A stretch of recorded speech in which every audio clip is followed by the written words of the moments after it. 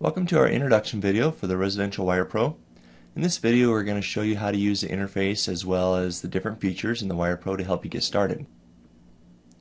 A default project will first be loaded when you start. This is just has a 8.5 by 11 for the page settings. It includes a legend at the bottom, and we can start by adjusting these to fit our needs, and then what we'll do is we'll save it as our own project template so that we can use it for future projects. So down on the bottom here we have a smart block. This is a legend that we have created, and to edit that all you simply do is after selecting it you can go over to the properties and hit edit smart block, or you can just simply double click on it and it'll bring up the smart block editor, and from this point we can simply just click into the text boxes, make our text changes, adjust the justification. We can also adjust the logo. We're just going to put in our company logo and click OK, and then at this point we can hit save as. We can save it as our own template, and that way we can utilize this later on. We'll just hit OK, and it'll make our changes here. And over on the right on the properties, we can shrink that down a little bit. And our page, we're just going to leave it set for 8.5 by 11, but if you want to change that, to go over here on the properties, change the paper type. Here you have the options to adjust the margins, portrait landscape, and your page size. And we're just going to zoom in and show you the page ruler here. As you'll notice, it's set here along the page margin. I'm just going to click on the ruler, and I'm going to hold down my Z button while I drag, and this is going to zoom. You can also use the magnifying glasses up top. Alright, so as you can see, I'm going to zoom in a little bit closer. And to do this with the mouse scroll wheel, I just simply scroll the wheel either up or down. And if I press in the mouse button, I can also pan across the screen as well.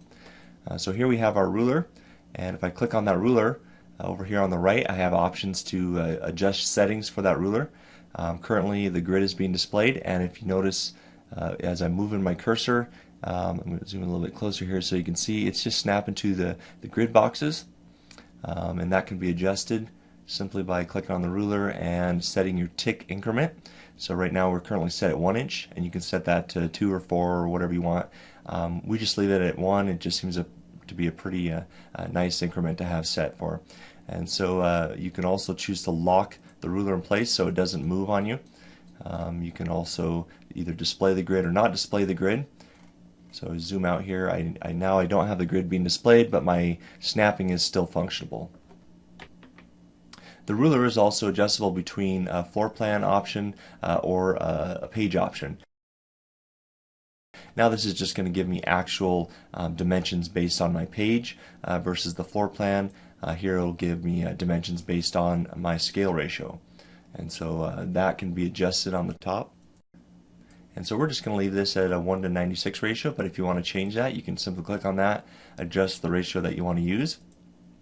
And this ruler can also, if I click on it, I can drag it to a different location. Whoop, that's actually locked here, so let's go back down and unlock it, and I can drag it to a new location. And as I drag it to the different locations, the snapping still applies within the ruler area, but if I go outside of it, that no longer applies. And most of the time we assume that you're probably going to use the ruler just to keep it aligned with your page, but if you do have it off set from where the page was, you can simply just select it and then go to that property down here. This is aligned with the page edge. So now we have basically a project that we want to use for a template. So I'm just going to go up to File, and at this point you can choose Save as a New Template Project. And that way when you go to start a new project, you simply go to New Project, and you can choose to browse for your template that you created. Or you can use our default one, or if you click on the blank project, it'll just create a blank page. And so a couple other settings that you can change. If you go under options and under measurement scale, you can choose whether you want US, metric. Under measurement display, this will be how your measurements will be displayed when you're drawing dimensional lines and things like that. So under the US standard display, you can choose, we currently have just these tick marks selected here. You can choose different snap options and things as well.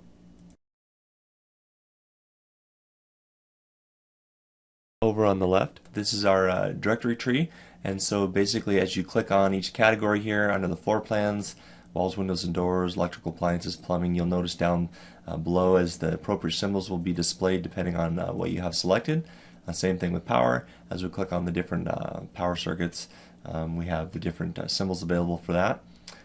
Down here below on the structured also, these are the different structure symbols available, and you can just scroll left and right. There's several different symbols to choose from. Under power, we have this library organizer over here on the properties. We have the choice to choose common power or all symbols. Currently all symbols are being displayed. Click on common. Now it's just going to display a library of just some common symbols for us to go through, and that can be adjusted under libraries. If we go to library organizer, let's just choose power. We have the option to adjust and create our own actually. We can create a new name here and then add the libraries to that library organizer that we want. Just choose save, and then that'll appear down here for you. So if you want to make some changes different than what we have listed here. And so to place symbols, all you simply do is just move your mouse over the symbol. So we have receptacles. We have options of multiple different types of receptacles. Same thing with switches and lights. So we'll just grab a couple of receptacles. And here, as I click, you'll notice that it just simply places a symbol. I'll zoom in here a little bit for you. And I can choose the R key on my keyboard, and this will rotate my symbol. And it's being rotated if I scroll up top by this increment, so it's currently set for 90 degrees. You can set it for some different options here, as well as set an angle, or you can use these quick keys also. But pressing the R on the keyboard is certainly the quickest, so we can just place the symbols doing that. And then to release that, we basically right click and it unselects it, and then we have the option to go and choose a different type of symbol. We have the option to set the different colors and stuff. So if we highlight these symbols, we can go over here and we can change the color. I'll just change that to red. If we want to move these objects, you have a couple different options. Simply just drag them. We also have the option to hold in your shift key, and if you drag your mouse, it'll move on these 90-degree increments, which is kind of nice if you just want to keep things aligned while you move them over to the side. And just to delete these symbols, you just simply hit the delete button. Copy and paste is just Control C and Control V for paste. And you can also do that up on edit for copy and paste, or if you want to right click on the group, you can do that here also as well. We also do have an option if you have multiple different types of symbols. So let's place some lights just to show you an example. So we have lights, receptacles, and switches. If I right click, I have the option to select all objects by type. And so this will give me the option to select if I just want to select the lights, if I want to select receptacles, and it does specify duplex receptacles. So if I hit receptacles, now just the receptacles are highlighted. So you can make some color changes and different adjustments there as well. So we've cleared off our page here, and we're going to show you the walls, windows, and doors now. So if I click on the walls, windows, and doors, and then the symbols appear at the bottom, I have a couple options for the walls. I can choose to just draw a stud wall. We have some preset settings. Let's say a 6" by 12 foot. We'll zoom in, and as I just left click, it'll place these wall sections. And then I can just click on the wall section, and I can choose the size, the length if I want, as well as use the R key for the rotation values that we showed you earlier. And as I move my wall sections next to each other on the corners, and I let go, they'll snap together and lock into place. And the other wall tool is draw a stud wall, and so we're going to go ahead and choose draw in 45-degree angles. As we select that, we have the option to include the dimension labels or only include them as we're drawing. We'll just go ahead and show you real quick. If I left click and just start dragging, you'll notice that the dimension is following here and displaying my measurement of the length of the wall. And if I stop here for a second, you get this option. It says F5 to flip wall, F6 to enter the wall size. If I just want to go around and enter wall sizes, I can do that. Hit F6. If I know my dimensions, let's just go 15 foot, and it automatically jumps to that length. And over here, you'll notice this will be where that F5 comes in. You'll notice that in the corner, it's not quite, it has a gap there. If we hit F5, it'll flip it to the other side of the wall. So if you run into that, just hit F5 as you're going along. And we'll F6, let's do 18 foot here. And so there's a couple wall sections based on the measurements that we entered. We can do 45-degree angles. We can just simply click and draw if we'd like. And then to unselect that, we right click, and our wall section is still selected, so we can continue to draw walls if we want. To completely unselect that, we simply right click twice, and then now we've unselected that. On the doors, if we go over the doors, we have several different options. We can just choose, let's go ahead and choose this door size, and if we zoom in, I'll show you, if I just left click on the wall, it's just going to cut it out for you. And the same thing will work with the windows as well. And as you move your windows along the walls, you're going to notice that they're going to rotate according to the wall. So just left click and it'll cut that out as well. And so the same thing will happen with the symbols. So if we were to place any symbols, let's say a range, we'll just move that over here. You'll notice that it's going to adjust to the wall. If at any time you have a wall section or anything else that you have in the diagram that you've designed and you want to save it and use it later, you can go ahead and highlight the area and right click and choose to save as a snippet, and you can just label this. And then now if we have a blank project and we want to pull that in, we can right click and choose insert a snippet, and here we have that section here, so we can utilize that. If, let's say you have different room sections or something that you don't really want to redraw again, you can certainly do that.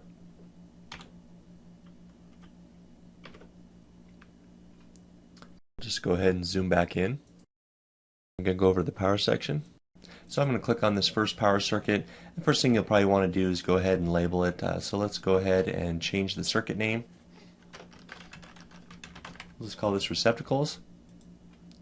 And so we can go ahead and choose to start applying some receptacles. And you'll notice also these will also rotate to the wall. If you decide you want them larger, you can also adjust your scale here as well.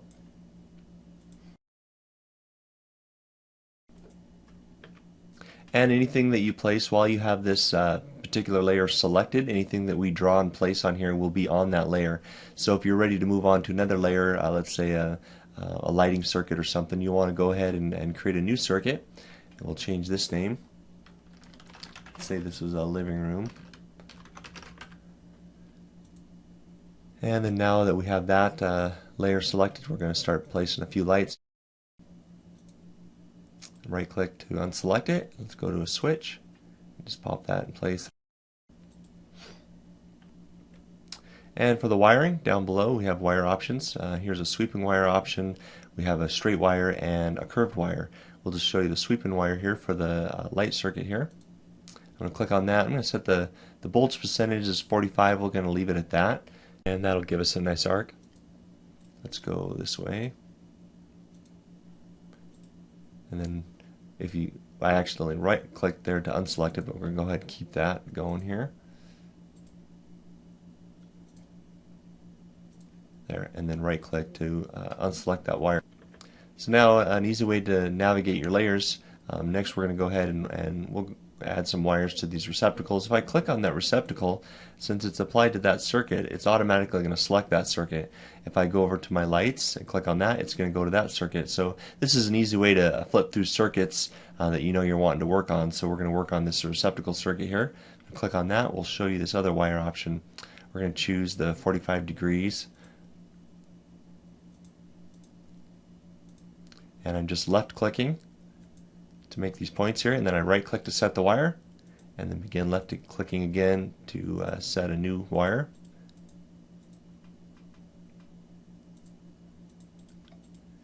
And there we have a couple different circuits. Over here on the receptacles, if I uncheck the show wires, you can choose to take off the wires off the different circuits if you don't want to show them. So just give you some different options for printing and things like that, so depending on what you want to have displayed at the time.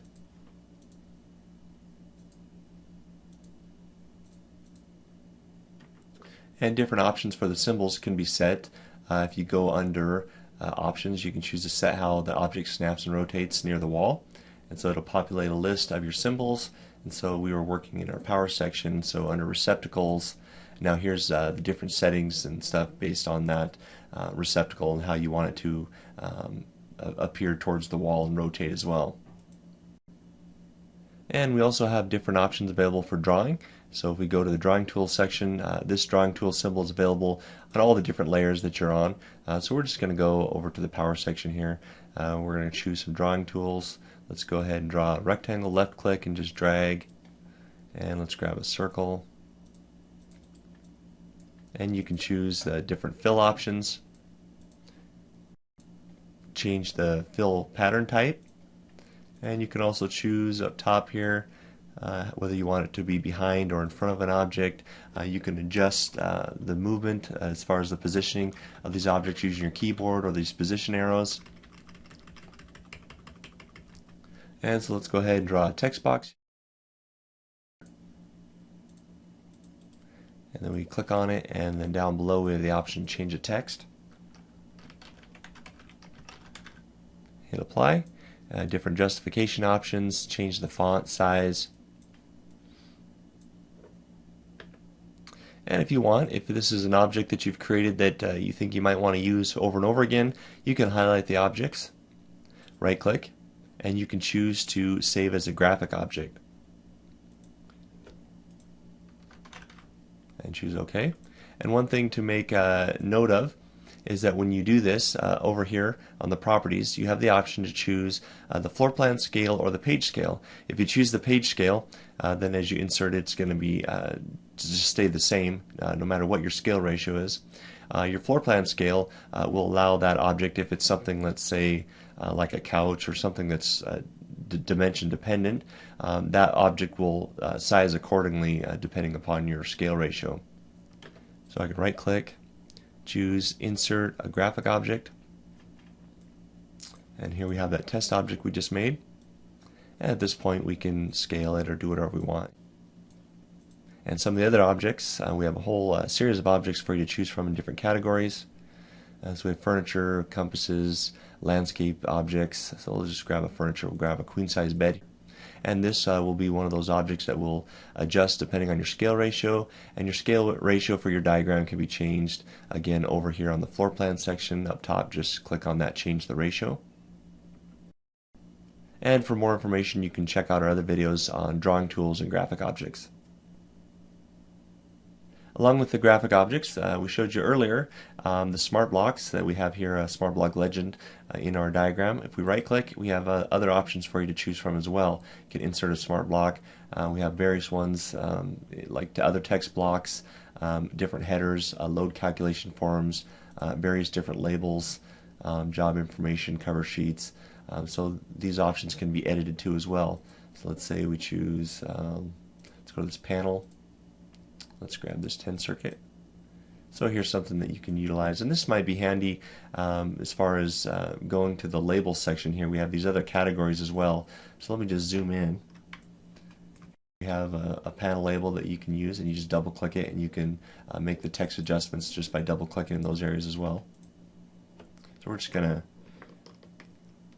cut that, and we'll go over to our labels, and we'll just paste that onto our labels page section.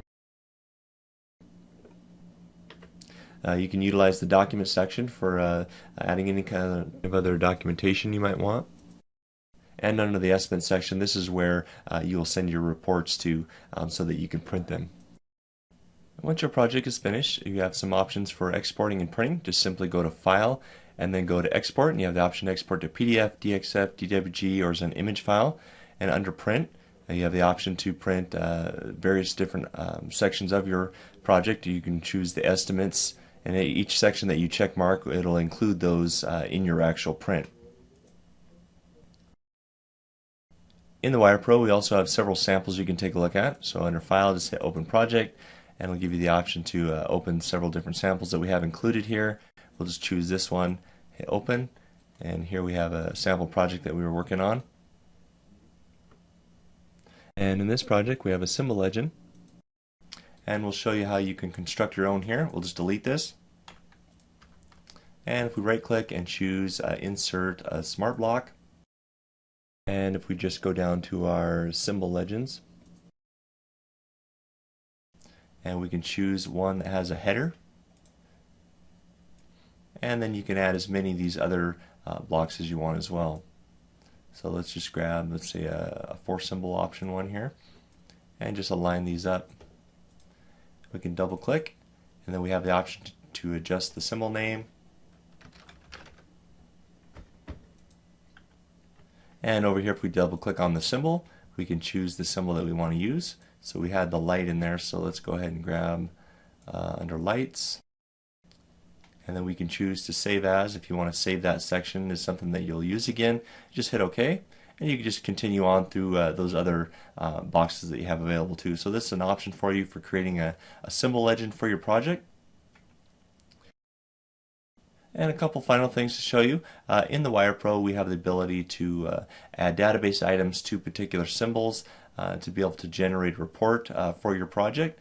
And if you go under Tools, here's where the Inventory Manager is located. From there, you can add different subcategories. Let's say under Receptacles, under Lights, there's several different categories to choose from. And in this particular one, under the receptacles, you see that we have several entries. You can create new items. You can edit the existing items by double clicking on them, adjust the details and stuff, and save them as well. And then to assign those inventory items to symbols, we're just going to zoom in here real quick. You just simply click on it, and then you can go over here to the right and just add the additional inventory item to it. And here you already see that we have some assigned. We have just a regular duplex receptacle, as well as a receptacle box and a wall plate assigned to this particular symbol. And we just choose edit, and you can edit the details also here. And more detailed information will be available in our inventory and reports video that we have available. For adding things to your project, such as labor and permits, you can add that through the additional inventory for this project. You can add various different things here. This will also be used for creating a quick bid. If you don't want to add symbols and attach database items to them, you can just simply add all your items here if you'd like, and then you can just generate a report. So since all this information is assigned through our symbols and through some of that project inventory, additional inventory items, we're just going to go to reports, just hit project report, and it'll just generate a report for us. You can edit the page header, change things like that to match your logo and specific details, as well as adjust other settings available here too. And what you'll do is, in the end, you'll just go to File, and you'll just send that to the Estimates section here. And then once that's sent, we can view that by simply clicking the Estimates. So we've shown you the main tools that you can utilize to create yourself floor plans and stuff basically from scratch. The Wire Pro has another new feature that's been added on this version. Under File, we're just going to go to a new project. We're going to start a blank project just to show you. And with our blank project, we just go to the floor plan section, and on the bottom here we have the option to browse to insert a PDF file to our background. Just hit OK. And then this is locked into your background, so you don't have to worry about moving it or anything. And you can just begin drawing over the top of this PDF file if you just want to work on a project that way. And this will be covered in much more detail in a couple of our other videos that we have working with the PDF files and laying your electrical over top of them, even being able to trace walls, windows, and doors and things like that as well. If at any time you need additional help, go to our help menu, and you can display shortcut keys. This will give you different shortcut key commands that you can use to make your project faster. As well as under our website, we have the Residential Wire Pro Learning Center where other videos are located. And under the content section here, you have a lot of information that you can search for in regards to the different features in the Wire Pro. And thank you for watching our introduction video. Be sure you check out our other videos that we have available for working with the different features in the Wire Pro.